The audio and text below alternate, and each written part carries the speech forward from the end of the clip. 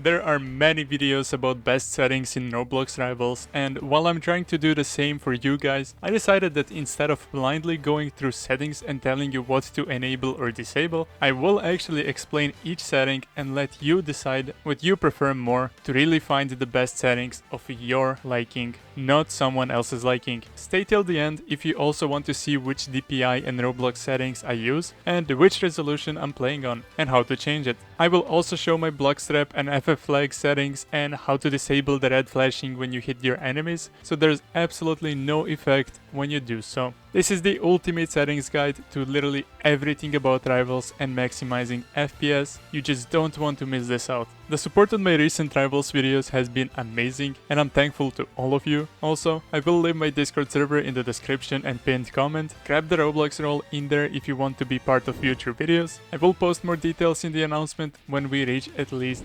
1.1 thousand members. Make sure to like and subscribe if this helps you. I spent a lot of time working on it. And yeah, let's go straight to the video. Starting with general settings, you want to disable these three options. They are pretty much self-explanatory, and if you're struggling with FPS and performance, this will reduce lag and give you more FPS. By disabling reps, you will still be able to see your reps, so you don't need to worry about that. For flashes, I personally have this setting enabled. Flashes will blind dark instead of bright, so if you're playing in a dark room, or if you want to make it better for your eyes, just enable this. Volume is all preference. I have my music off and finishers on low. Toggle aim is only available for mobile devices. This makes you press the button to aim instead of holding it. I want to hold my aim on PC, obviously. Toggle crouch works the same. If you press the button to crouch, you will stay in the crouch animation. By turning this off, you can hold your button to crouch, and it will crouch as long as you're holding the button. If you don't use auto sprint, toggle sprint allows you to press your sprint button, which is shift key by default on keyboard, and it will sprint until you press shift again. So it's like auto sprint, but instead of constantly sprinting, you have to press the button, which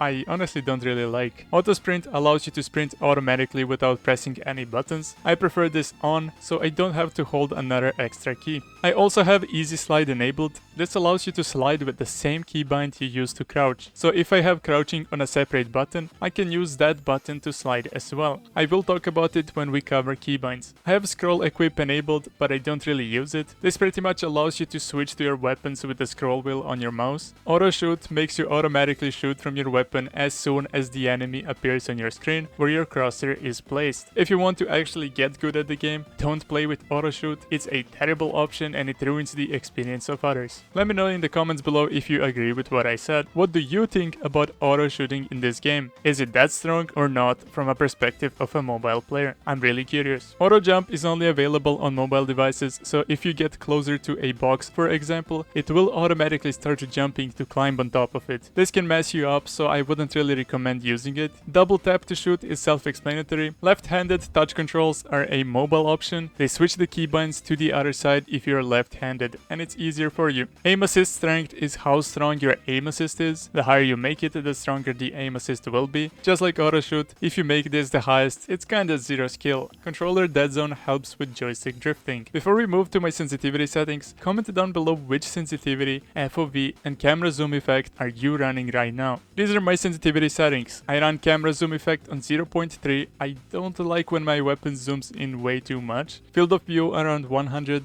120 is just too much in my opinion. The higher the number is, the more you can see on your screen. Sure, it does sound like a really good setting, but you don't really need it in this game. Disable camera shake, it just makes your aim worse. Hide HUD hides everything on your screen when you are in the game. Scoreboard, weapons, UI, literally everything. It's good for recording clips, but I don't really recommend running this in games. You will need to see how much ammo you have left and the result, the cooldowns on your abilities and weapons, everything pretty much. I hid my tasks so they don't show up on the left side of my screen in games. I don't hide teammates icons. I want to see where my teammates are in games. There's no need to turn this off. Keybind interface is useful if you're a beginner and you don't really know the keybinds of each weapon or weapon shortcut. I personally don't need it. Weapon picker is basically how the weapons show up before the rounds start. Grid looks like this, while the list looks like this. Whatever feels easier to you, put that. Padded HUD I left on default disabled, it shrinks the HUD so it can add more space around the edges of your screen. Turn on signals. This is called ping in other games. It allows you to mark where the enemy is so your teammates can see. It's super useful, just make sure it's enabled. I have weapon inking off. I honestly don't need the outline on my weapons. Make sure damage numbers are enabled. You want to see the damage you're dealing so you know exactly how low they are. Hide muzzle flashes just hides all the muzzle flash effect while aiming in. I have this disabled. Weapons background is an option for thumbnail makers. Personally, if I want to mask out the weapon easier, I just hop into the shooting range and find the green box in there. And receive gifts? Why not? Just keep it on default. Now when it comes to Crosshair, this is what I personally use. A little pink cross. Why pink? I feel like either green or pink are the best options. There are maps with green surfaces, so I prefer to have it on pink. The image on top also shows you what your crosshair would look like on each map, so by that, you will know exactly which color to put on. I won't go through explaining each one of those, otherwise the video would be too long. Static makes the crosshair still without moving or bouncing around. I really prefer that. Rotation rotates your crosshair, as you can see. Show while aiming makes it so when you zoom in with your weapon, the crosshair is visible. I have been switching between this setting. Right now, I prefer not to see the crosshair when I aim in. If you use wraps like glass, you really want to consider turning this on. Bars will make you that cross, while dot is just a dot you can have in the middle.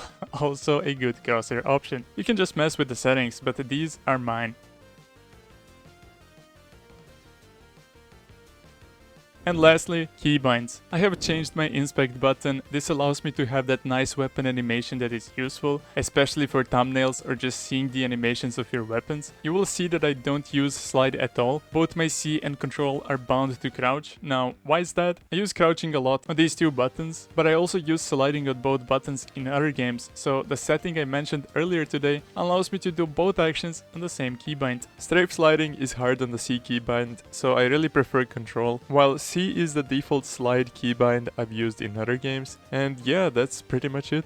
Inside Roblox settings, my camera sensitivity is 0.2. This also affects your rival sensitivity, so if you set this higher, rivals will feel faster even if you haven't changed your in-game sense. I use max graphics quality because on lower settings the render distance breaks on certain maps and you can't really see much. Now for resolution, I play on 1440 by 1080. I don't just change this in Roblox, I set it in my entire desktop. When I used AMD, I just went into AMD software, created a custom resolution and applied it in Windows. With Nvidia, you use the control panel instead. There are tons of tutorials on YouTube if you need a step-by-step. Just search something like how to create custom resolution Nvidia or AMD. Try out 1440 by 1080 or go more stretched like 1280 by 1080 or even 1080 by 1080. It's all preference, just keep testing until it feels right. For mobile, I can't really confirm if there's a safe way to do this. I've seen videos claiming to, but I wouldn't really trust random downloads. On PC, all you need is your GPU software, nothing sketchy. A lot of people also ask me about my Blockstrap settings, especially how I turned off the red flashing effect when hitting enemies. And if you haven't subscribed already, what are you waiting for? This is where actual FPS boost comes from. Open Blockstrap, configure settings, engine settings. That's the only section I touched. These are meant to maximize FPS and performance. Anti-aliasing on 1x, disable player shadows enabled, disable post-processing enabled, and disable terrain textures enabled. Frame rate limit, it's a personal preference. I don't like running unlimited because it just stresses your GPU. There's no point in going above your monitor's hertz. Mine is 144, so I lock at 144 FPS. Preferred lighting technology, voxel, preserve rendering quality with display settings enabled, and rendering mode.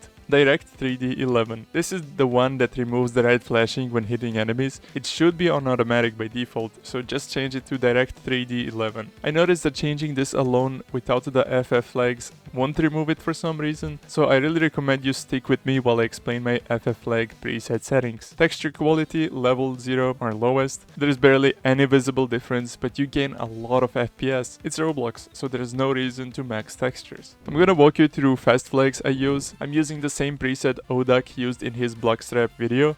Obviously, I don't want to take full credit for something that isn't mine, so you can check out his video and find his preset on his Discord server. Now, I did change two settings to prevent my quality from being blurry, and that's gonna be this performance control texture quality best utility and debug texture manager skip MIPS. Set both to 0 and you should be able to remove those blurry icons on weapons, some UI parts and even maps. If this affects your FPS or performance, you can always switch it back. I personally had no issues with ODAX preset. Using that preset with direct 3D 11 rendering mode, you will also be able to remove the flashing. I couldn't find a specific setting that disables it though, so let me know down in the comments below if you know. Your game will look exactly like mine. I'm showing clips on the screen right now with the grey sky as well, and you will prioritize performance. You can, of course, lower the in-game graphics settings even further to get more FPS, and then you're good to go. And that's pretty much it. We've covered rival settings, my mouse DPI, resolution, Blockstrap tweaks, and how to turn off the red hit flash. But don't just blindly copy everything I use. Settings are preference. What works for me might not work for you.